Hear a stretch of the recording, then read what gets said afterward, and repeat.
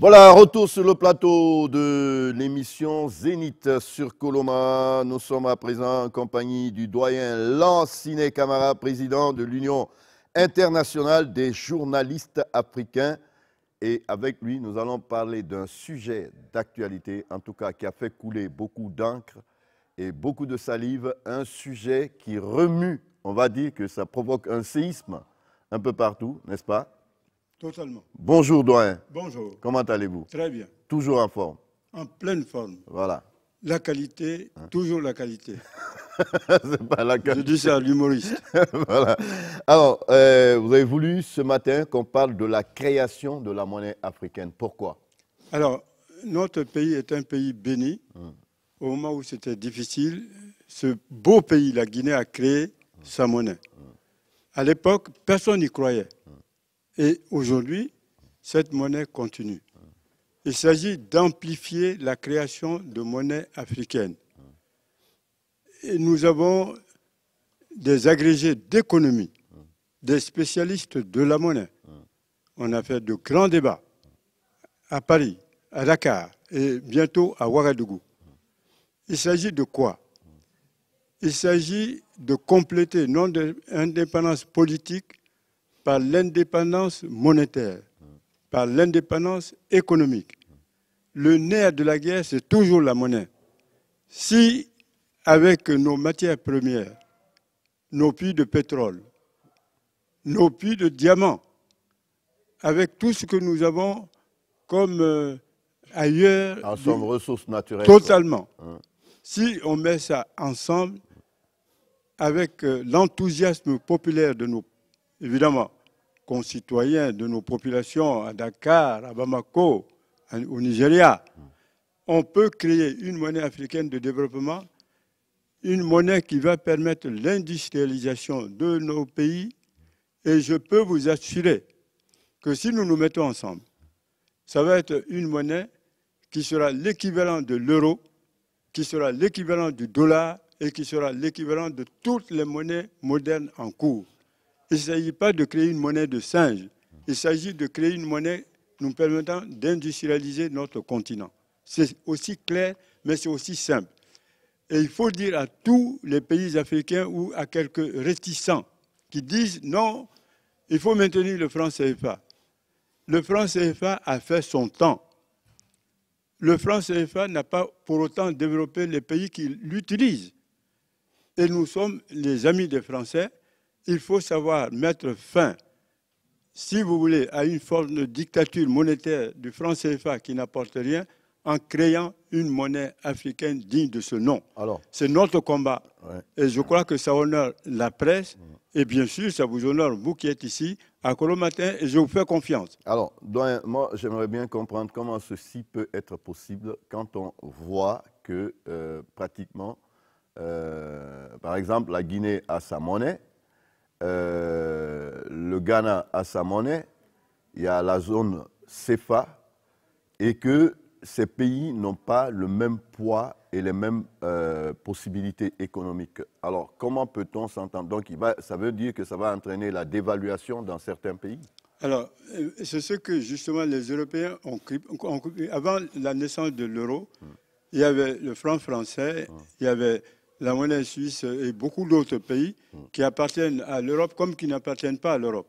Mais les Européens, avec leurs techniciens, avec leurs agrégés en économie et autres, ont pris les meilleurs d'entre ceux-là, ils les ont mis ensemble, ils leur ont dit créer l'euro, comment faire, alors qu'il y a déjà... Mais avant l'euro, il y a eu une monnaie intermédiaire d'abord, une monnaie transitoire qui était l'écu. Voilà. Non, qui n'était pas une monnaie, mais c'était pour permettre les transactions bancaires. Donc, notre chance à nous, c'est que non seulement nous essayons de prendre un peu ce que l'Europe a fait avant de créer... Nous inspirer de l'expérience européenne. Absolument. Voilà. Et nous avons justement, et c'est ce que je disais tout à l'heure, de très grands spécialistes qui ont fait de très grandes écoles et qui savent maintenant qu'en 2017, nous pouvons créer effectivement cette monnaie. Alors, comment? Eh bien, d'abord, en mettant en confiance ceux qui sont réticents. C'est comme l'indépendance politique. Il y avait des gens qui étaient réticents, qui disaient « Ah, si on va à l'indépendance, ça va être la catastrophe ». il y a eu quelques noyaux durs, intelligents, résistants. Ce noyau dur a dit, n'ayez pas peur, l'indépendance, ce n'est pas notre mort, c'est au contraire une sorte de résurrection. Donc, nous avons aujourd'hui des spécialistes de l'économie qui sont des gens bien. Et on a même des spécialistes européens qui sont avec nous. Donc, on va créer cette monnaie étape après étape. Il ne s'agit pas d'aller en toute vitesse. Il s'agit d'aller étape après étape. C'est-à-dire que si demain, on nous autorise à venir faire un grand débat sur la création de la monnaie africaine ici et convaincre les Guinéens qu'un jour, vous devez vous fondre dans cette monnaie africaine, c'est possible. Et puis, c'est pourquoi je dis qu'il faut saluer les Guinéens, puisque eux, ils ont été les premiers à comprendre. Moi, je verrais la Guinée comme moteur, effectivement, de la création de cette monnaie africaine. Alors, on va rester dans le cadre philosophico-idéologique. Totalement, mon cher ami, totalement. Puisque, et vous et moi, personne n'est technicien en économie, expert en économie. Il y a eu une publication, un livre qui a été écrit et édité avec des grands économistes africains ou penseurs africains. Le titre, c'est « Africaniser l'argent, le franc CFA est-il un obstacle du progrès africain ?» Voilà. Ouais. Alors, ces grands penseurs, on les a reçus à Paris. Ils ont dit, si ensemble, vous nous laissez prendre ce qu'on appelle l'initiative, si vous nous encouragez, nous vous promettons que ce ne sera pas une monnaie de singe, comme je l'ai dit tout à l'heure, mais ce sera une monnaie fiable. Africaniser l'argent, c'est simple. Jusqu'ici, on a cru qu'avec le franc CFA, c'était le miracle économique, que ça allait nous permettre, je l'ai dit, de nous développer. Ça n'a pas été le cas. Aujourd'hui, il faut penser avec notre propre tête. Mais pour certains pays, ça a facilité les transactions. Oui, mais ça a facilité les transactions, mais au profit de qui? Au profit de la France, puisque c'est la Banque africaine, je veux dire, c'est la Banque de France qui, évidemment, supervise tout ça. Finalement, les pays africains ont été très peu gagnants. C'est ça la vérité. Et c'est pourquoi il faut convaincre ceux qui disent... Oui, mais pour autant, ça n'a pas empêché le développement de certains pays africains. Quand on regarde la Côte d'Ivoire, on regarde le Sénégal, on regarde des pays appartenant à la zone franc, n'eût été des problèmes politiques, je pense que ces pays étaient devenus des pays émergents. Alors, donc, pourtant, la monnaie utilisée, c'était le franc CFA. Oui, mais ce que vous ne savez pas, c'est que la Côte d'Ivoire aurait pu être mieux développée s'il y avait une monnaie africaine digne de ce nom.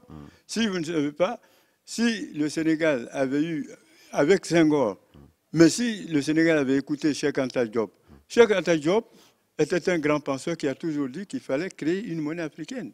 Ça a été son combat. On ne l'a pas écouté en son temps. Maintenant, tout ça, c'est le passé.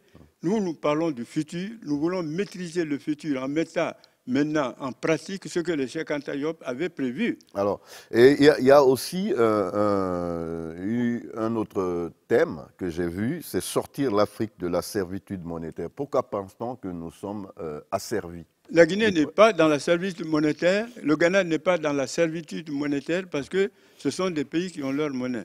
Par contre, ceux qui, comme le Gabon, sont dans la servitude malheureusement monétaire. Absolument. Comment et en quoi c'est une servitude d'être dans la zone franc? Parce que le franc CFA, c'est uniquement pour exploiter le bois gabonais, le pétrole gabonais, et évidemment les matières premières gabonaises au profit de la France. Je n'ai rien contre la France, les Français eux-mêmes le savent. Vous vivez en France depuis 1970, donc un ami de la France. Vous avez intérêt à ne pas être contre les Français. Non, je ne suis pas contre la France, mais je suis quelqu'un qui dit la vérité à mes amis français. Les Français eux-mêmes savent. Vous avez vu la lettre que Macron nous a envoyée. On lui a dit, monsieur le Président, vous êtes jeune, visionnaire, dynamique. Accepter quand même qu'on crée cette monnaie. Oui, vous avez parlé de la lettre de Macron. Ben, voilà. Je la lis il faut la lire. Parce que je l'ai ici. Voilà. Et c'est le chef de cabinet du président de la République. Absolument. À monsieur Lanciné Camara, président de l'Union internationale des journalistes africains. Voilà. Monsieur le Président, les aimables correspondances que vous avez souhaité adresser au président de la République sont bien parvenus. Il m'a été confié le soin de vous remercier de ces démarches d'information et de vous assurer qu'il a bien été pris connaissance de leur contenu. Je vous prie d'agréer, Monsieur le Président, l'expression de mes sentiments les meilleurs. Parce que nous voulons faire Ils ont pris connaissance des contenus, mais bon, mais à part ça, il n'y a pas de proposition concrète la proposition derrière. leur a été envoyée, non, mais eux, ils n'ont pas dit oui ou non, voilà, non, rien n'est dit. Ils ont dit on a pris connaissance. Ça, c'est de la diplomatie, mais totalement, ils sont d'accord qu'effectivement, ils le savent eux-mêmes, que le franc CFA n'a pas permis de développer et le Sénégal, et le Gabon, et le Cameroun, et bien d'autres pays africains qui utilisent le franc CFA. Ils sont d'accord, parce que scientifiquement, nous leur avons prouvé, on a expliqué, nous sommes en contact permanent. Ils sont d'accord, eux, que maintenant, avec le flux migratoire, tous ces jeunes gens qui fuient nos pays respectifs et qui vont encore grossir l'immigration en Europe, ils sont d'accord que ça ne peut plus continuer. Alors, et pour mettre fin à ça, il faut une monnaie fiable, une monnaie qui motive la jeunesse, une monnaie pour industrialiser notre continent. D'accord. Alors, il y a aussi un autre document qui dit « À qui profite le franc CFA ?» Enfin. Ah, mais c'est très bien dit. Non, mais pourquoi pense-t-on que le franc CFA profite à quelqu'un? Parce que le franc... La question, c'est à qui profite le franc CFA? Et moi, je rebondis là-dessus pour dire, pourquoi pense-t-on que le franc CFA profite à quelqu'un? Philosophiquement, je vous réponds que c'est tellement réel que tout le monde se rend compte aujourd'hui que le franc CFA n'a fait qu'empirer la situation des pays pauvres. Et que le franc CFA était ce qu'on appelle une sorte de sorcellerie monétaire, jouant avec les pays qui l'ont utilisé pour leur piquer leurs matières premières. Donc, philosophiquement... Est-ce que ça a été fait à l'époque où on créait le franc CFA, la monnaie franc CFA? L'intention, c'était de piquer aux pays pauvres. Mais naturellement, puisque nous étions des colonies. Et ces colonies, évidemment, bénéficiaient, enrichir la France. Si la France est ce qu'elle est, c'est quand même en partie grâce à ces colonies, à la richesse de ces colonies. Donc, naturellement, c'était fait pour ça, en disant, bon, on va vous donner ce qu'on peut vous donner, créer des écoles, des dispensaires, mais en même temps, le gros lot, disons, ce qu'on peut gagner dans cette coopération, ce sera à Paris où ça va atterrir. Et ça, c'est clair, net et précis. Mais attention, ce que je dis là, ce n'est pas pour faire de la révolution. C'est pour expliquer scientifiquement que dans le monde moderne actuel, nous devons nous-mêmes nous assumer, être encore responsables. Je comprends qu'au moment où il n'y avait pas suffisamment de techniciens, où il n'y avait pas de bons cadres à l'époque, je comprends que les Français, effectivement, aient joué avec nous. Mais aujourd'hui, nous avons de bons cadres, nous avons de très bons techniciens, nous avons de très bons journalistes, et puis nous avons de très bons cadres comme celui de Kolo Matin. Et je salue Kolo Matin qui prend à bras le corps, la création d'une monnaie africaine. C'est un courage. Ok. Alors, moi, j'aimerais bien vous demander de l'idée à sa concrétisation. Il y a un océan. Ah, il n'y a pas un océan? Si. Il y a juste un petit marigot. Il y a un marigot. De l'idée à sa concrétisation, il y a un océan. C'est-à-dire qu'il y a plusieurs étapes. Et est-ce que, bon, peut-être que tel que réfléchi, hein, nous, on ne juge pas, mais on se pose des questions. Est-ce que toutes les dispositions sont prises pour éviter des dérives? On a vu le cas des indépendances. Personne n'a été contre les indépendances, mais avec les indépendances, il y a eu des dérives partout. Hein, et il y a eu des conséquences graves sur des pays qui ont décidé de prendre leur destin en main. Est-ce qu'avec la création d'une monnaie africaine, on ne va pas se retrouver dans la même situation? Que faut-il faire pour éviter cela? Voilà une bonne question. Voilà un journaliste intelligent qui pose une question intelligente. Et c'est vrai. Et quand nous avons réuni nos techniciens, il faudrait prendre dès maintenant des garde-fous. La monnaie africaine ne saurait être la monnaie de quelques-uns qui se permettrait de s'enrichir illicitement au détriment de nos populations. Donc, on prend des garde-fous. Un peu comme l'Europe a fait. L'Europe a pris des garde-fous pour ne pas, justement, que l'euro bénéficie uniquement à enrichir quelques-uns. Et c'est la raison pour laquelle, ce qui est très bien, la juridiction européenne sait condamner ceux qui abusent de l'euro.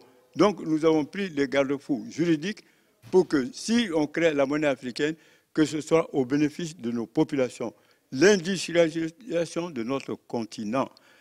Arrêter le flux migratoire par la qualité de la monnaie. C'est-à-dire que le nerf de la guerre, c'est toujours la monnaie. La bonne monnaie, ça permet d'avoir de très bons cadres et ça permet de créer un pays digne de ce nom. Dans ce combat, nous sommes pratiquement en avance avec vous, avec ceux qui veulent nous aider à créer cette monnaie. On prendra des garde-fous, ce ne sera pas la monnaie de quelque dictateur que ce soit, quel qu'il soit. Donc nous aurons ce qu'on appelle des mandalas de la monnaie. Voilà un mandala, ça c'est pas faire de la politique, c'est de faire de l'humanisme. Donc ce sera une monnaie pour développer notre continent, pour que notre jeunesse s'épanouisse à Conakry, à Bamako, au Nigeria, un peu partout. Il faut que cette monnaie soit là pour saluer la jeunesse guinéenne, la jeunesse sénégalaise, la jeunesse malienne, en disant votre continent est plein de matières premières, il n'est pas normal que vous fuyez vos pays pour aller en Europe. Bon, il y a aussi un autre fait, c'est qu'on constate aujourd'hui vraiment beaucoup d'enthousiasme autour de la création de cette monnaie.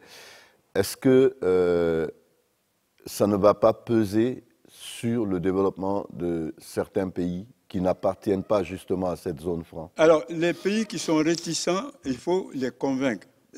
Non, parce que j'ai parlé de dévaluation, j'y tiens, parce que les différents pays africains n'ont pas les mêmes poids économiques. Voilà. Comment est-ce qu'on a pensé à ça aussi? Alors, je vous dis que l'Europe, par exemple... Bon, pour quelqu'un qui n'a rien comme moi, je n'ai pas de souci, parce que de toute façon, un franc égale un franc pour moi. Et puis si tu te bats bien... mais vous... Hein? Mon cher ami, vous qui roulez en euros, là, si tu te vous arrivez en Guinée, vous avez 100 euros, ça vous fait 1 million. Vous avez 5 000 euros, ça vous fait 50 millions. D'accord? Et si on a maintenant, et quand vous partez à Dakar, enfin, vous êtes dans les pays appartenant à la zone franc, ce n'est pas le même montant que vous avez qu'en Guinée. C'est vrai.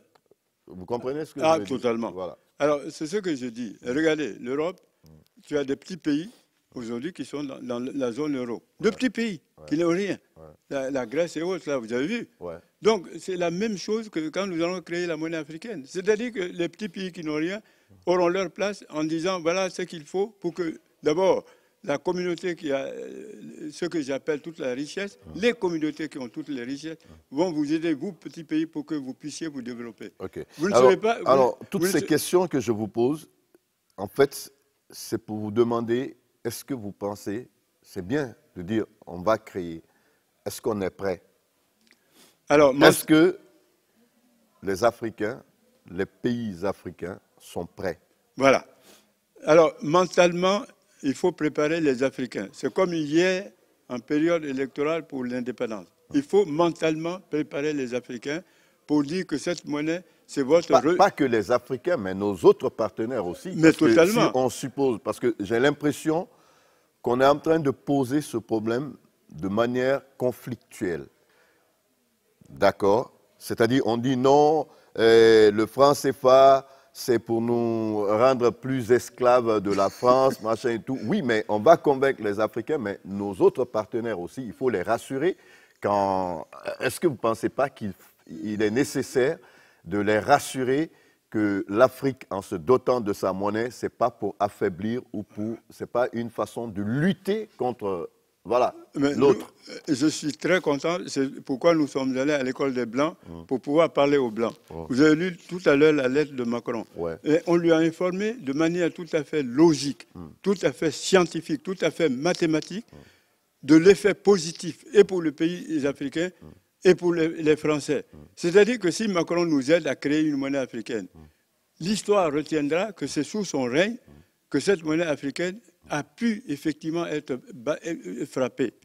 L'histoire retiendra. Mais Macron est un garçon très intelligent. Est-ce qu'il va facilement accepter s'il se rend compte que ça peut porter préjudice à l'économie française? Alors, et pourquoi on pense que c'est vraiment la France, quoi? Parce que la France n'a pas sa monnaie à elle. Elle a une monnaie commune avec au moins 27 pays de l'Union européenne. Oui. D'accord? Oui. Alors, pourquoi on pense aujourd'hui que le franc CFA, c'est la France qui y gagne? Alors que la monnaie française n'est pas une appartenance exclusive de la Alors, France, mais c'est partagé. à cette philosophie, je réponds que la France d'hier n'est plus la France de maintenant. Que la France avait le franc français à l'époque et que si elle a accepté aujourd'hui d'être dans l'euro, c'est parce qu'elle a vu les intérêts. C'est ce que nous disons. Ce qui est bon pour eux peut être bon pour nous. Donc les Français sont informés. La parité totalement. du franc CFA, c'est avec l'euro, ce n'est plus avec le franc français. Voilà, c'est-à-dire que jusqu'ici... Alors pourquoi tous ceux qui parlent de la création d'une monnaie africaine pensent à la France en premier lieu? Alors parce que la France a été, si vous voulez, très longtemps le pays qui a su mettre en fonction le franc CFA et qui en a largement bénéficié. Mais ça, ce n'est pas lutter contre une France qui comprend aujourd'hui. Il y a une France jeune, une France intelligente, une France humaniste qui appuie notre position. Et c'est ce qui est très bien. Et c'est pourquoi il fallait que Macron, sans dire oui ou sans dire non, soit informé de notre démarche.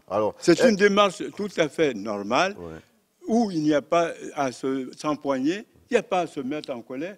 Il y a argumenté. Nous avons tellement bien argumenté que sans que Macron dise oui ou non, il voit que la démarche est tout à fait louable et acceptable. D'accord. Alors, j'ai l'impression qu'on se retrouve en 2017, exactement dans la situation des années 56. Je suis d'accord. Lorsqu'on a... Là, il était question de l'indépendance politique, mais là, il est question de l'indépendance monétaire et économique. Voilà. D'accord. Est-ce que vous êtes d'accord? Je suis totalement d'accord. Donc, on est à une autre phase de l'évolution du continent africain. Et je suis très content parce que nos pères fondateurs et autres là nous ont amenés donc à l'indépendance politique et ils ont bien fait. Sinon, on n'aurait pu pas parler aujourd'hui de la monnaie africaine. Donc, il fallait aller étape après étape et je vous certifie que vous serez fiers, heureux. Vous qui n'avez rien, vous serez encore plus riches avec la création de cette monnaie africaine. Ça fait longtemps que j'attends d'être riche. Hein. Tout le monde le sait ici, n'est-ce pas? Mon pays, la Guinée, sera fêté. Mon pays, jusqu'ici, quand je fais les débats, tout le monde salue le fait que la Guinée a été l'un des premiers pays à avoir compris ça. Je dis non, il n'y a pas que la Guinée, il y a le Ghana aussi. Je leur ai toujours dit ça. Donc tous ces pays qui ont compris ça avant sont salués aujourd'hui par l'ensemble des populations africaines. Partout où je passe, on ne cite que le cas de la Guinée, le cas du Ghana et autres là. Donc mon cher ami, mon cher jeune frère, battons-nous pour la création d'une monnaie africaine. Devenez l'espèce de moteur de la pédagogie. Pourquoi la monnaie africaine? Moi, je vous fais confiance. Nous, on a atteint un certain âge, mais c'est pour préparer vous, votre avenir. C'est-à-dire que nous voulons laisser un héritage chic à nos enfants, leur fierté monétaire.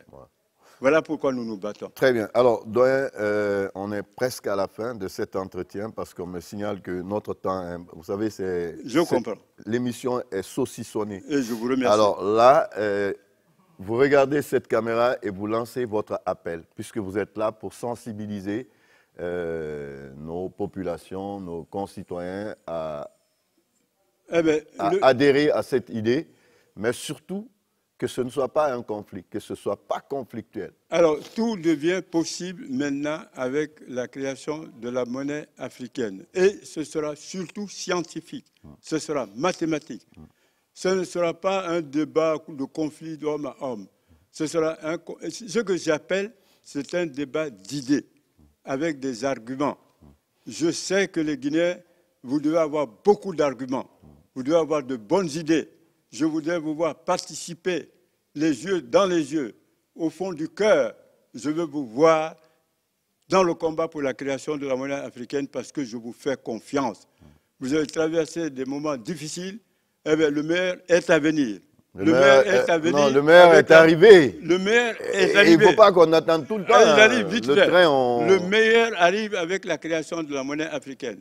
Et vraiment, n'ayez aucun complexe. Vous vous êtes battus jusqu'ici, vous avez été un bel exemple. Continuez encore. Merci beaucoup. Et je vous fais confiance. Merci. Alors, je rappelle à nos aimables téléspectateurs que nous étions en compagnie de Lansine Camara, il est journaliste, président de l'Union internationale des journalistes africains. Avec lui, nous avons parlé de la création de la monnaie africaine qu'il soutient fermement, je crois qu'ils, du côté de Paris, avec d'autres journalistes africains et aussi européens, ils sont en train de mener des démarches afin de pouvoir organiser les États généraux, c'est ça? Totalement. Les États généraux autour de la création de la monnaie africaine, j'allais dire monnaie guinéenne, monnaie africaine, et leur souhait serait que ça se passe au Burkina Faso. Totalement. Voilà. Merci donc d'être passé sur ce plateau. C'est moi qui vous remercie. On fait une courte pause, hein? On fait une pause, boy, et puis on revient avec d'autres invités. À tout de suite.